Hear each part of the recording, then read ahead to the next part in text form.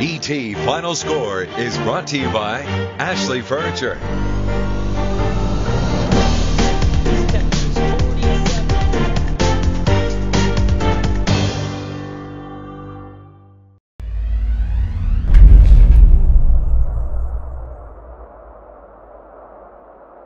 Good afternoon, East Texas. This is Danny Mogle with your afternoon update. A lot of breaking news to get to this afternoon. We're hearing about an armed robbery in the mall area. I'm bringing in Kenneth Dune, who follows what's going on with our breaking news. Kenneth, what do we know about this armed robbery? Well, the armed robbery took place about 25 minutes ago at the Bullard Crossing Apartments on Old Bullard Road. A victim there told police that he was robbed at gunpoint by a black male who then fled in the direction of the mall. So we're not sure where that person is at this point in time, but Tyler police are in that neighborhood and they are searching for the suspect.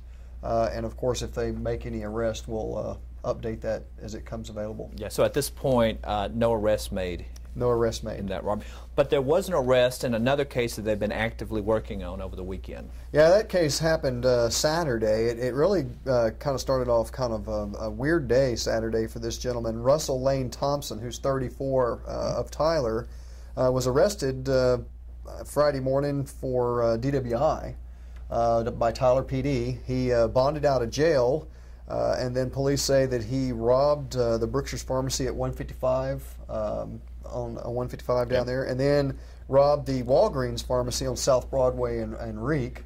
And they finally found him in Jacksonville, and a DPS trooper arrested him for a second DWI for the day. Yeah.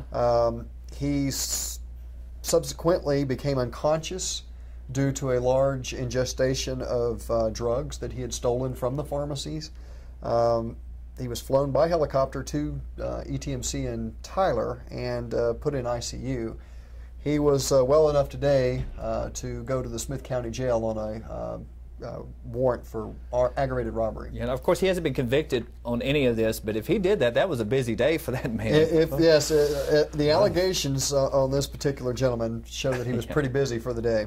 Okay, TJC officials today are assuring students and employees that the campus is safe following an alleged rape of a student in one of the dorms over the weekend. Now, Kenneth, they came out with a statement earlier, and today they're telling us something a little bit differently. What did they say initially? Well, initially, they wanted to get that information out. There is a federal law that if there is a sex crime reported that happens on campus, they have a certain amount of time to get that information out and warn those students through text messaging, email, phone calls, whatever the case may be. Yeah, and that absolutely happened too. I'm an adjunct at the college, and I did get one of those TJC alerts. Right. Well, they had to do that because the young woman reported, and of course they started immediately investigating. Yes. But they do tell us now that this is a person that she knows, and not a random person who broke into the dorm. Yeah. That so there's no fear of any type of a serial rapist at the school or anything. It was somebody that she knew.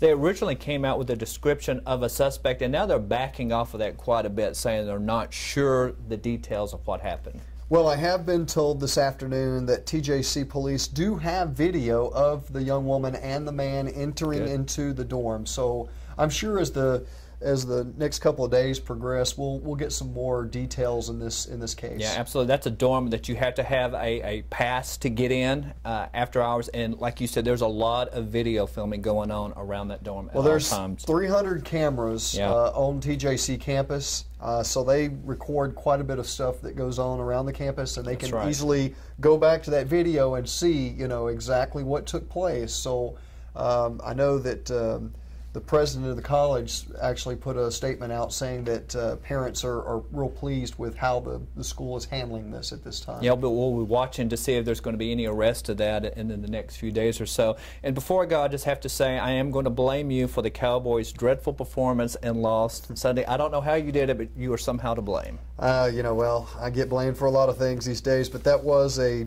dismal performance, to say the least. I tell you, I just, from the very opening kickoff, I was like, oh, Lord, this has gone downhill, and it went downhill fast. And as I said earlier this morning, the follies just continued. And I was joking earlier in the newsroom that of all the teams in the NFL to to play, you would think that the Seahawks, with those bright lime green gloves, would be the one team that you would know not to throw in their direction. But again, Romo did it, and he was intercepted. Okay, got 2 questions for you. Do you know that we have an app at the tylerpaper.com? Yes, we do have an app. Have you downloaded that app? I have downloaded that app, and you can too at Tyler Morning Telegraph. That's what you're looking for on your iPhone or your Android phone. You can also find it for your tablet. There's a lot of tablets out there. A lot of people use those. You download those apps. When breaking news happens, like the robbery we were talking about just a little while ago, a breaking news alert goes out, so that way you are informed of what's going on in your community. This is Danny. I'll see you about this time tomorrow. We'll keep you up to date on breaking news.